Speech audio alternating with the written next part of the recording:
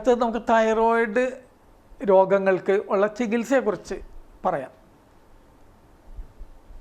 ഇന്ന് ഹൈപ്പോതൈറോയിഡിസത്തിന് ആധുനിക വൈദ്യശാസ്ത്രം നിർദ്ദേശിക്കുന്ന ചികിത്സ തൈറോയിഡ് ഹോർമോണിൻ്റെ റീപ്ലേസ്മെൻറ്റ് ചികിത്സയാണ്. അതായത് തൈറോയിഡ് ഹോർമോണിൻ്റെ കുറവിന് തൈറോക്സിൻ എന്ന് പറയുന്ന T4 എന്ന അറിയപ്പെടുന്ന ഈ ഹോർമോണിൻ്റെ ദൗർലഭ്യത്തിന് ആ ഹോർമോൺ തന്നെ ഗുളിക രൂപത്തിൽ രോഗിക്ക് കൊടുക്കുക എന്നുള്ളതാണ് ഹൈപ്പോതൈറോയിഡിസത്തിന് നൽകുന്ന ചികിത്സ. ഈ ചികിത്സ ഒരു രോഗി സ്വീകരിക്കുന്ന പക്ഷം ഒരു പക്ഷേ ആ രോഗിയുടെ ജീവിതകാലം മുഴുവനും മരണം വരെയും ഈ ഗുളികകൾ കഴിച്ചുകൊണ്ട് രക്തപരിശോധന നടത്തിക്കൊണ്ട് ജീവിതകാലം മുഴുവൻ കഴിയേണ്ട അവസ്ഥയാണ് ഉണ്ടായിരിക്കുന്നത്. ഇത് ഒരു സിസ്റ്റത്തിനെതിരെയുള്ള പരാമർശമല്ല.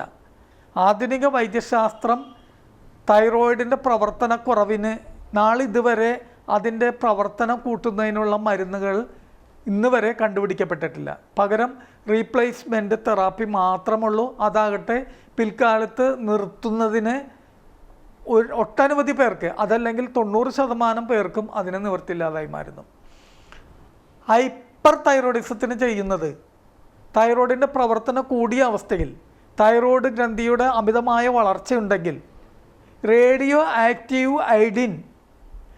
അയഡിൻ ഉപയോഗിച്ച് ക്യാൻസർ ഉണ്ടാക്കാൻ സാധ്യതയുള്ള ഈ റേഡിയോ അയഡിൻ ഉപയോഗിച്ച് തൈറോയിഡിൻ്റെ സെല്ലുകൾ നശിപ്പിക്കുന്ന ചികിത്സയാണ് ആധുനിക വൈദ്യശാസ്ത്രം നിർദ്ദേശിക്കുന്നത്. അതല്ലെങ്കിൽ തൈറോയിഡ് തന്നെ എടുത്തു കളയുന്നതിനോ തൈറോയിഡിൻ്റെ ഒരു ഭാഗം മുറിച്ച് നീക്കുന്നതിനോ വേണ്ടിയുള്ള ചികിത്സ ചെയ്താണ് തൈറോയിഡിൻ്റെ പ്രവർത്തനം കുറക്കുന്നത്. മറിച്ച് ഹോമിയോപ്പതി വൈദ്യശാസ്ത്രത്തിൽ ഉപയോഗിക്കുന്ന മരുന്നുകൾ കൊണ്ട് നിർജീവമായി കിടക്കുന്ന പ്രവർത്തനക്ഷമമല്ലാതെ കിടക്കുന്ന തൈറോയിഡ് ഹോർമോണുകൾ ഉത്തേജിപ്പിച്ചുകൊണ്ട് സ്വയം തൈറോയിഡ് പ്രവർത്തന സജ്ജമാക്കുന്ന രീതിയിലുള്ള മരുന്നുകളാണ് ഉപയോഗിക്കുന്നത്.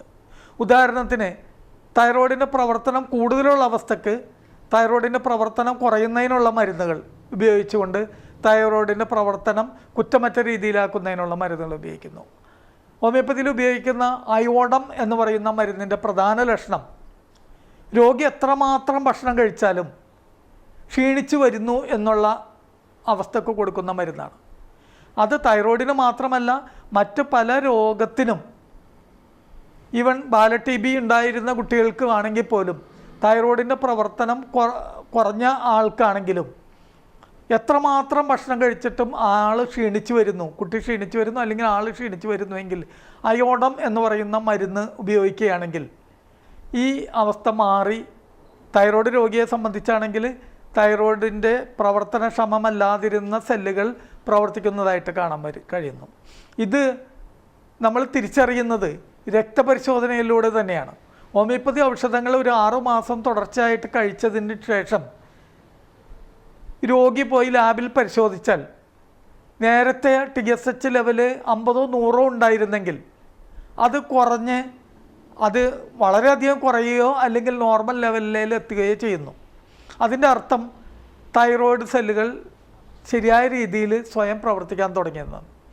ഈ ഹോമിയോ ചികിത്സ എടുക്കുന്നത് മുഖാന്തരം തൈറോയിഡുകൾ പ്രവർത്തനക്ഷമമായി എന്ന് നമ്മൾ മനസ്സിലാക്കുകയും ഈ കഴിക്കുന്ന മരുന്നുകൾ നിർത്തിയാൽ തൈറോയിഡ് സ്വയം പ്രവർത്തിക്കുന്നത് കൊണ്ട് രോഗി ദീർഘകാലം അല്ലെങ്കിൽ മരുന്ന് കഴിക്കേണ്ട അവസ്ഥ ഉണ്ടാകുന്നില്ല.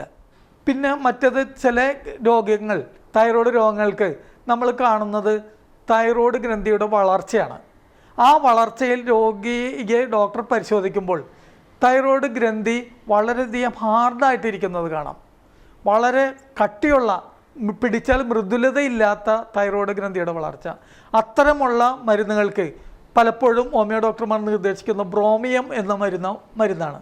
ഈ ബ്രോമിയം അടങ്ങിയ മരുന്ന് പൊട്ടൻഡൈസ് രൂപത്തിൽ ഉപയോഗിക്കുമ്പോൾ ഈ തൈറോയിഡ് ഗ്രന്ഥിയുടെ ഹാർഡ് സ്വഭാവം അല്ലെങ്കിൽ അതിൻ്റെ കട്ടിയായ സ്വഭാവം മാറി മൃദുലമാവുകയും അതിൻ്റെ പ്രവർത്തനത്തിലുണ്ടായ വൈകല്യം മാറുകയും ചെയ്യുന്നു.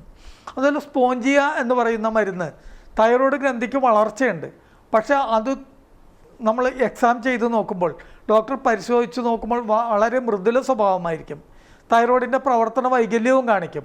ഈ മരുന്ന് ഉപയോഗിച്ച് തുടങ്ങുന്നതോടുകൂടി രോഗിയുടെ തൈറോയിഡിൻ്റെ പ്രവർത്തനം കുറ്റമറ്റ രീതിയിൽ നല്ല രീതിയിൽ തൈറോയിഡിൻ്റെ പ്രവർത്തനം കൂടുതലും കുറവും ഇല്ലാത്തൊരു രീതിയിലാവുകയും മരുന്ന് നിർത്താൻ പറ്റുകയും ചെയ്യുന്നു.